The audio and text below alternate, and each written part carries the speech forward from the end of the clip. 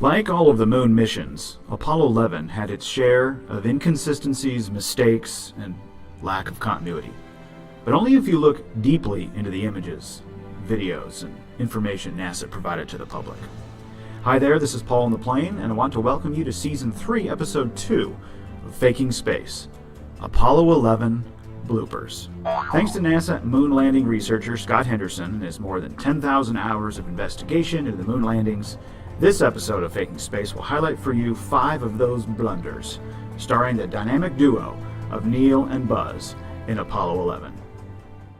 As Neil descends the ladder to step onto the moon, the grandest achievement in all of mankind's history, mere moments away, Buzz is filming from the LEM window. And, gol darn it, the lighting is just horrid. No worries, mate, just add more light so we can all see Neil even better.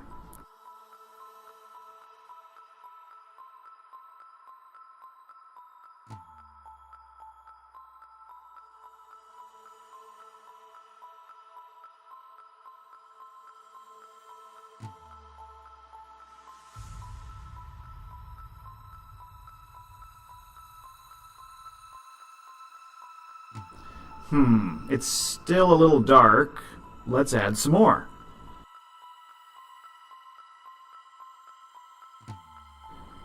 Never mind, Neil is completely in the shadow of the LEM, and we're told the sun provided the only light during the moon missions. But clearly you can see Neil is being lit up from a second, maybe even a third source of light. Even those of you who are thinking Buzz was had the ability to open the aperture of the camera, well, how would he know that without Houston telling him? Neil is talking to Houston at this time, and we're all waiting for Neil to utter those famous words. Yet there's never any mention in any official NASA transcripts of the need to adjust the lighting.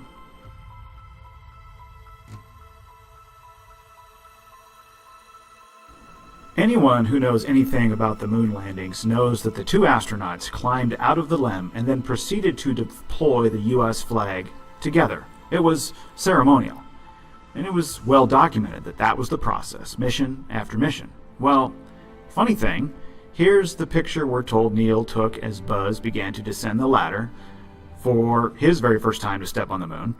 And wouldn't you know it, if you look closely at the LEM window here, you can see something very familiar in the window's reflection. Can't quite see it? No problem. Let me increase the gamma brightness here so you can make it out better.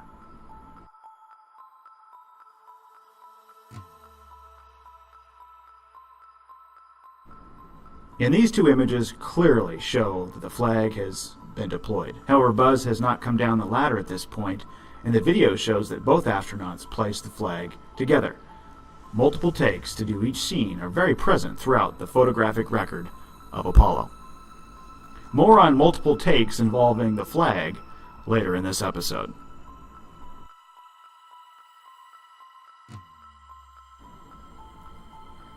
Back to Buzz. Here's a shot Neil took of him as he continued to descend the ladder.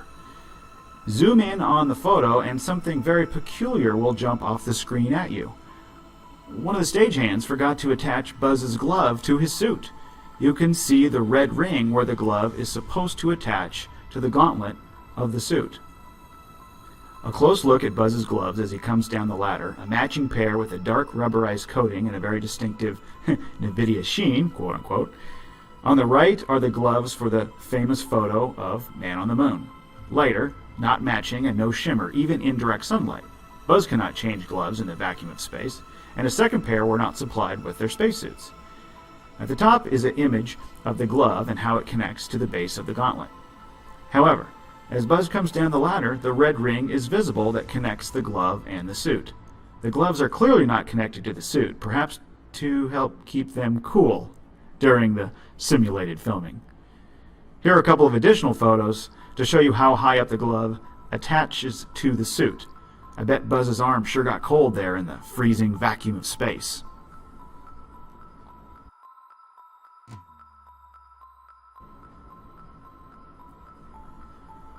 Apollo 11 showing assorted items, rocks, and car parts under the LEM. Take note of these items along the shadow line on the left here. On the photo on the right, the shadow does not have anything on the ground. The set obviously has been redressed for the next photo shoot. The landing drogue has been straightened as well.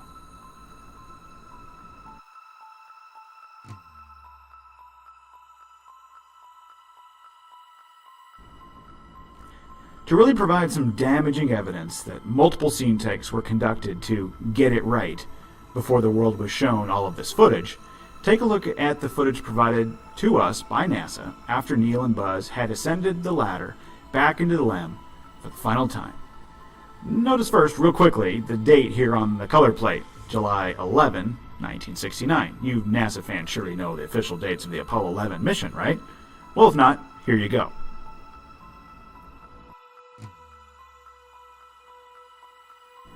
Okay, as this version of Neil and Buzz shows, they left the flag pointing almost straight at the sun and then climbed into the LEM, launched from the surface, never to touch the moon again. But in this video, there's a different version of the same events. I want to point out a few things. First, check out the double shadow from the LEM, indicating multiple light sources. Strike one. And then as the camera pans to the right to reveal the flag, take a note of which direction the flag now is pointing. Strike two. Now the camera will pan back to the left and you'll see the double shadow again, but then they cut the video and start again, and this time the double shadow has been eliminated. Strike three. Again, keep in mind that Neil and Buzz did not get back out after ascending into the LEM, getting ready to launch and rendezvous with the command module. That's 3 strikes, NASA, and you're out.